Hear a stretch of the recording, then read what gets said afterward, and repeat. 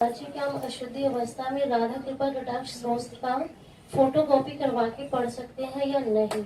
उसे याद हो गया हो तो आप चिंतन ऐसे कर सकते हैं, वगैरह ग्रंथ लेकर पढ़ना निषेध है।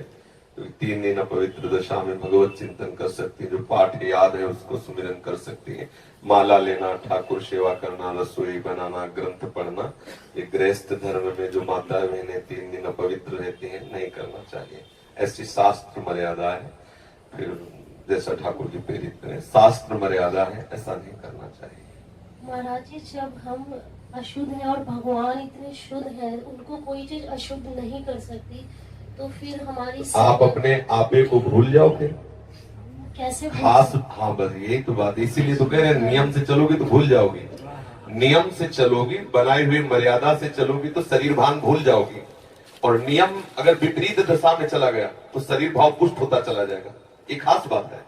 आप एक पत्नी व्रत ले, आप धर्म से चले तो आपको वैराग्य हो जाएगा, आपकी वासना नष्ट हो जाएगी। दवा अगर नियम से खाओगे ना, रोग नष्ट हो जाएगा। और आप व्यभिचार करें, चाहे जितना करते चले जाए, आपकी वासना बढ़ती चली जाएगी, आपकी गंदगी बढ़ती चली जाएगी। ये नियम है वही चेष्टा। लेकिन एक पत्नी व्रत ले, धर्म पूर्वक चले तो आपको वैराग्य हो जाएगा। कितने ऐसे गृहस्थ हैं जो वैरागी हैं, पति पत्नी दोनों घर में रहते हुए भी ब्रह्मचर्य हैं। और कितने ऐसे कि देखो, बोले कितने साल, बोले 90 साल के। तो बोले क्या पूरा जीवन हो गया, खाक बटोरते हैं कहां, वहीं के वहीं खड़े। सब सुलझने की बात है। तो इसलिए हम पहले शास्त्र आज्ञा पालन करें तो परम पवित्र प्रभु हैं और हम उनके परम पवित्र अंश हैं, ये बात समझ में आ जाएगी। और जो शरीर अपवित्र है उससे हमारा राग खत्म हो जाएगा। अभी शरीर अपवित्र है, शरीर अपवित्र है तो हमारा भाव भी अपवित्र है, क्योंकि हम शरीर से युक्त हैं। आप कभी ये मानती हो कि मेरा शरीर अपवित्र हुआ? मैं नहीं। उस समय यही रहता है कि मैं अपवित्र हूं, रहता है ना। मैं जैसे हम शौचालय से निकले तो हम ये नहीं मानेंगे कि मैं आत्मस्वरूप हूं, मेरा शरीर अपवित्र है लेकिन मैं पवित्र हूं। अगर शरीर का स्मरण आ रहा है तो अभी आप शरीर भाव में हैं। और जिन महापुरुषों का छूट गया तो आगे पड़े रहते हैं, अवधूत स्थिति में भगवान उनके साथ खेलते रहते हैं। उस स्थिति तक पहुंचने के लिए हमें तर्क छोड़कर शास्त्र आज्ञा पालन करना पड़ेगा। शास्त्र की कृपा से, गुरु आज्ञा की कृपा से वो स्थिति आ जाती है। जब शरीर भाव से हम ऊपर उठ गए फिर क्या, फिर तो कोई परेशानी नहीं। चाहे लघु शंका की पड़े हो, चाहे शौच के पड़े हो, शरीर अपवित्र है लेकिन वो परम पवित्र प्रभु में रमण कर रहा है। अभी हमारी दशा ऐसी नहीं है।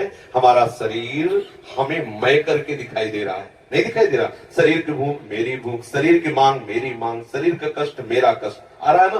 बस इस राग से छूटने के लिए शरीर को सिद्धांत में बांध दो। तस्मात् शास्त्रम प्रमाणम, कार्या कार्यो, क्या करना है क्या नहीं करना, इस शास्त्र के अनुसार चलो तो शरीर का राग खत्म हो जाएगा। इसका परिणाम होगा शरीर से राग खत्म हो जाएगा। आप पवित्र रहिए तो आपको शरीर से वैराग्य हो जाएगा।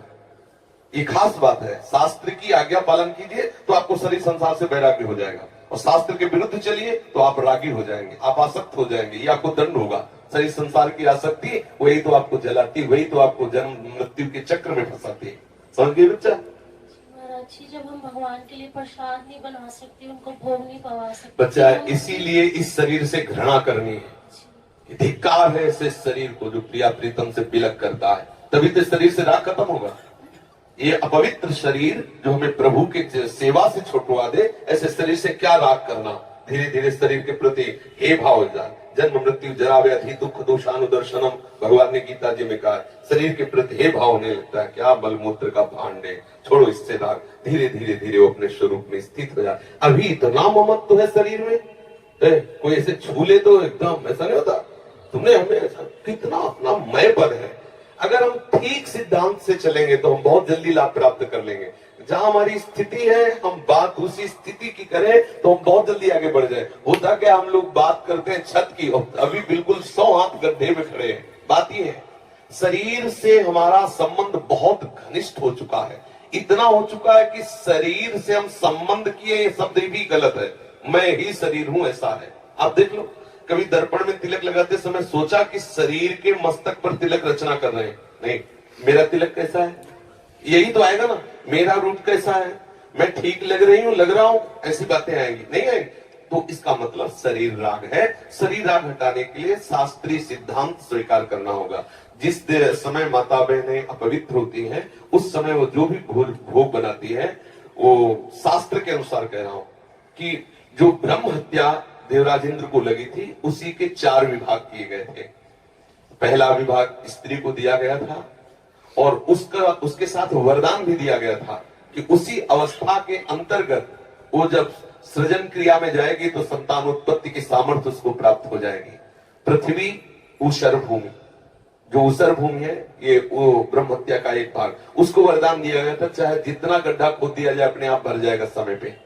वृक्ष की गोंद जो निकलती है वो ब्रह्म हत्या, और उसको वरदान दिया काटने पर भी पुनः आप हरे भरे हो जाओगे, मतलब समय आने पर आप वृक्ष रूप धारण करो। और जल में ठेन बुदबुदा काई, ये ब्रह्म हत्या के 4 भाग के। और जल को आशीर्वाद दिया गया कि कभी भी कहीं भी पवित्रता होगी तो आप उसमें सम्मिलित होगे, जल छिड़को, आचमन करो, जल के द्वारा पवित्रता। ऐसा 4 वरदान भी उनको अलग अलग दिए गए और उनके लिए विधान भी किया गया है। देवराज इंद्र को जब ब्रह्म हत्या लगी थी तो शास्त्र में मर्यादा चली आ रही है, अगर इसका हम पालन करेंगे तो शरीर से वैराग्य हो जाए।